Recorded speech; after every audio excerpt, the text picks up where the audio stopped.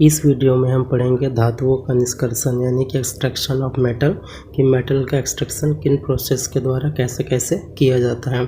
चलिए स्टार्ट करते हैं। सबसे पहले देख लेते हैं कि धातुओं का जो निष्कर्षण होता है वो कितने पदों में होता है।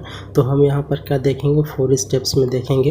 पहला स्टेप्स होता है आपका अयस्कों को पीसना यानी कि क्रशिंग ऑफ ओर। फिर सेकंड प्रोसेस देखेंगे आपका कॉन्सेंट्रेशन, फिर आप मेटल का एक्सट्रैक्शन, फिर लास्ट में देखेंगे उसका प्यूरिफिकेशन।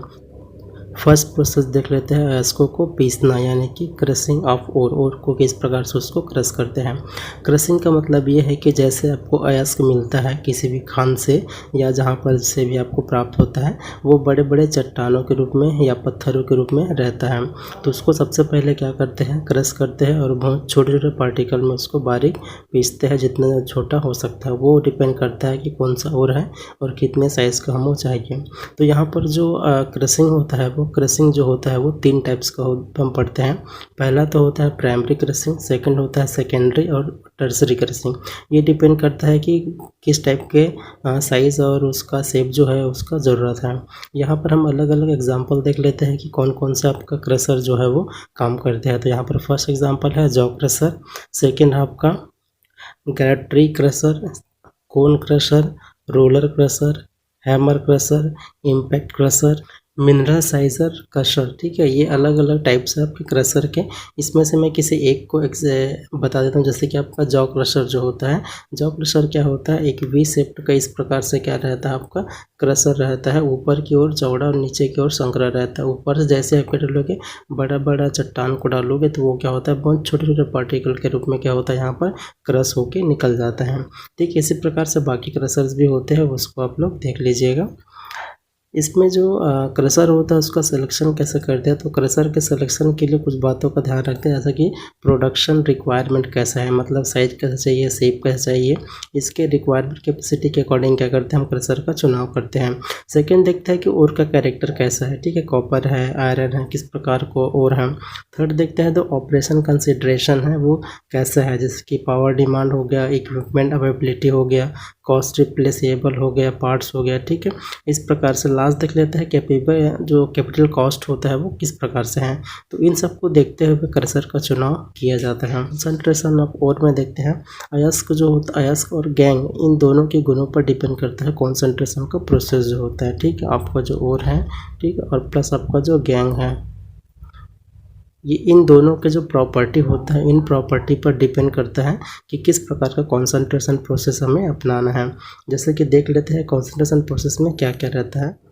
कॉन्सेंट्रेशन में सबसे पहले देख लेते हैं आपका हाइड्रोलिक कॉन्सेंट्रेशन, किस प्रकार से आपका जो हाइड्रोलिक कॉन्सेंट्रेशन है वो वर्क करता है। ये इस सिद्धांत पे काम करता है कि जो आपका ओर होता है और गैंग होता है, उसका जो ग्रेविटी होगा, उसका जो वेट जो होता है वो अलग अलग होता है। इस पे ये काम करता है। जैसे कि देख लेते हैं इसमें ये वर्क कैसे करेगा। इस प्रकार से क्या रहता है, एक ढलान रहता है, इस ढलान में जो अलग अलग खांचे बने रहते हैं, इस प्रकार से ये खांचे रहते हैं। ठीक है, यहाँ पर जो खांचे रहते हैं, यहाँ से क्या करेगा, आपका वाटर जो है वो आता है। ठीक है, इस प्रकार से वाटर जो है वो, इसमें वाटर आता है। ऊपर से क्या करते हैं, पर ओर को गिराते हैं। तो ओर को गिराने से क्या होगा, जिस ओर का जो वेट ज़्यादा रहता है वो क्या होता है, पहले यहाँ पर रुक जाता है।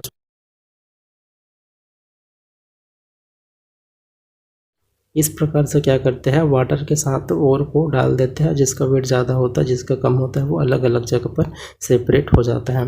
सेकेंड देखते हैं आपका मैग्नेटिक सेपरेशन। तो मैग्नेटिक सेपरेशन में सबसे अच्छा आपका बेल्ट का एग्जांपल है मैग्नेटिक बेल्ट जो होता है। मैग्नेटिक बेल्ट में क्या होता है, इस प्रकार से 2 पहिए रहते हैं।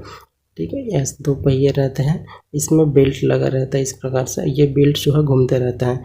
जैसे आप ओर को यहाँ पर डालेंगे तो ओर को डालने के बाद क्या होगा, ये जो पहिया रहता है वो मैग्नेटिक रहता है। तो मैग्नेटिक होने के कारण क्या होगा, जो मैग्नेटिक पार्टिकल रहेगा वो क्या होगा, अंदर की ओर इकट्ठा होंगे, और जो नॉन मैग्नेटिक पार्टिकल होगा वो क्या होगा, इस तरफ से बाहर की ओर इकट्ठा होगा।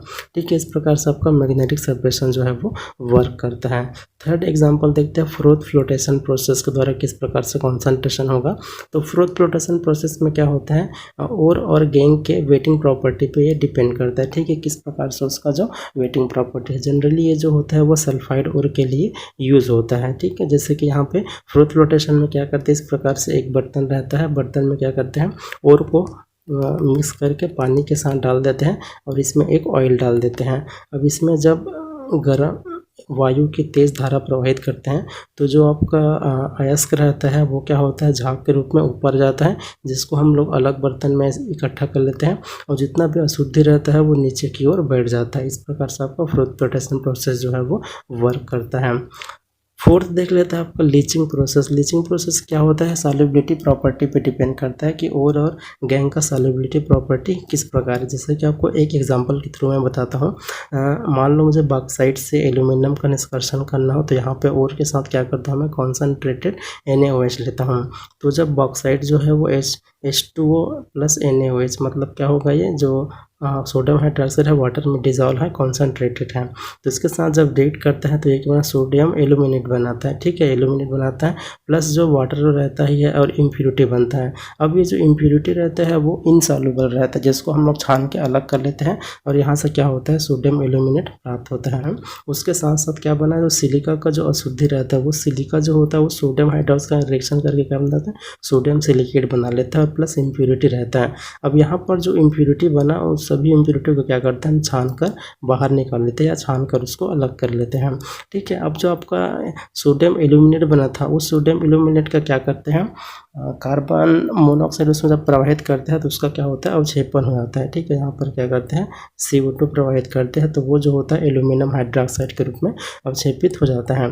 अब एल्यूमिनियम हाइड्रोक्साइड के साथ साथ क्या बनता है, सिलिकेट बनता है, इम्प्यूरिटी रहता है, इसको अपन अलग कर लेते हैं।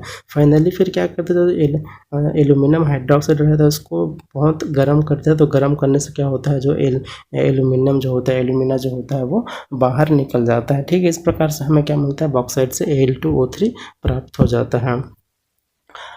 थर्ड जो प्रोसेस होता है वो होता है, पहला हमने क्या देखा था, क्रश करना, सेकंड कॉन्सेंट्रेट करना। अब जो थर्ड प्रोसेस है वो आपका धातुओं की प्राप्ति, मतलब एक्सट्रैक्शन ऑफ मेटल।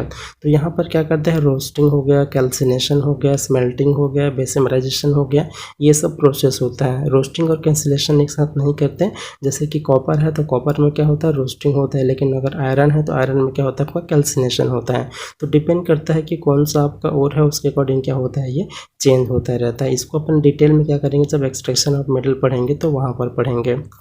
फोर्थ देखते हैं, जो लास्ट स्टेप है ये होता है आपका धातुओं का शोधन, यानी कि रिफाइनिंग ऑफ मेटल।